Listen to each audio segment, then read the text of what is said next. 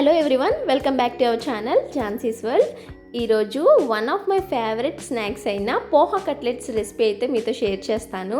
పైన క్రిస్పీగా లోపల సాఫ్ట్గా చాలా టేస్టీగా ఉంటాయి. మీరు కూడా ఒకసారి ట్రై చేసి చూడండి, మీకు కూడా ఫేవరెట్ అయిపోద్ది, నాది గ్యారంటీ.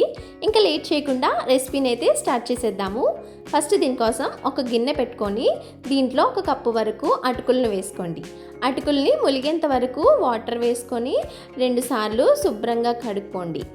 ఇలా కడగడం వల్ల పైన డస్ట్ ఏమైనా ఉంటే పోతుంది. వాటర్ మొత్తం తీసేసి అటుకులను ఒక 2 నిమిషాలు అలా వదిలేస్తే ఇలా సాఫ్ట్గా అయిపోతాయండి. ఇలా సాఫ్ట్గా అయిపోయిన అటుకుల్ని చేతితోటి స్మాష్ చేసుకోండి.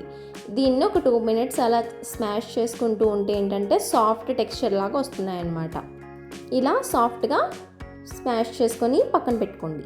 ఇప్పుడు దీంట్లో ఉడికించిన 3 పెద్ద సైజు బంగాళదుంపల్ని గ్రేట్ చేసుకొని అంటే తురుముకొని వేసుకోండి.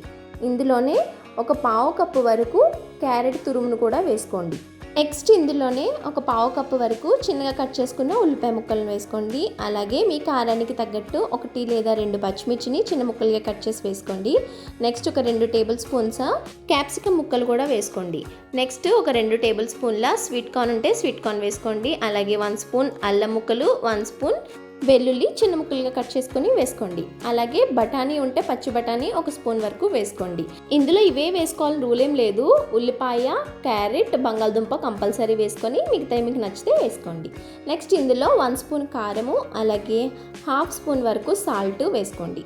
నెక్స్ట్ ఇందులో 1/2 స్పూన్ పసుపు, అలాగే 1/2 స్పూన్ జీలకర్ర పొడి, 1/2 స్పూన్ చాట్ మసాలా, అలాగే 1/2 spoon amchur powder. Amchur powder అంటే మామిడి పొడి.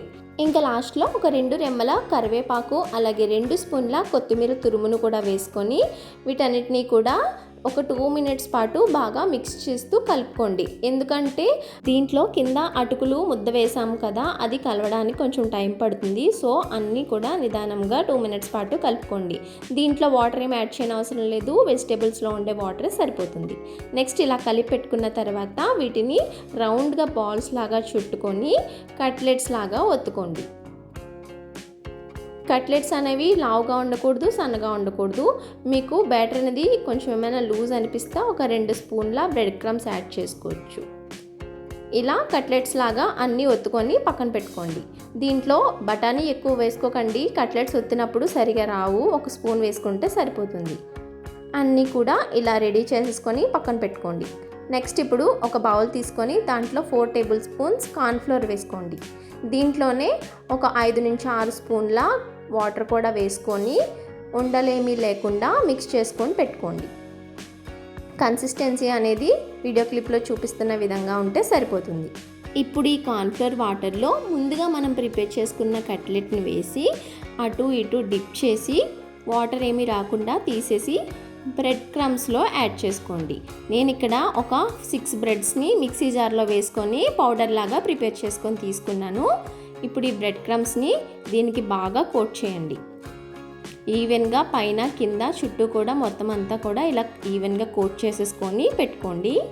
అన్నీ కూడా ఇదే విధంగా అయితే ప్రిపేర్ చేసుకొని తీసుకోండి. ఇలా ప్రిపేర్ చేసుకున్న తర్వాత వీటిని ఒక 10 నిమిషాలు ఫ్రిడ్జ్లో పెట్టుకోండి. వీటిని ఇప్పుడే మనం ఫ్రై చేసుకునే అవసరం లేదు. మీరు ఈవినింగ్ స్నాక్స్గా చేసుకోవాలి అనుకుంటే మార్నింగ్ కుదిరినప్పుడు ఇవి చేసేసుకొని ఫ్రిడ్జ్లో పెట్టుకొని ఈవినింగ్ మీ పిల్లలు వచ్చిన తర్వాత ఫ్రిడ్జ్లో నుంచి తీసి ఆయిల్లో వేసుకొని డీప్ ఫ్రై కూడా చేసుకోవచ్చు.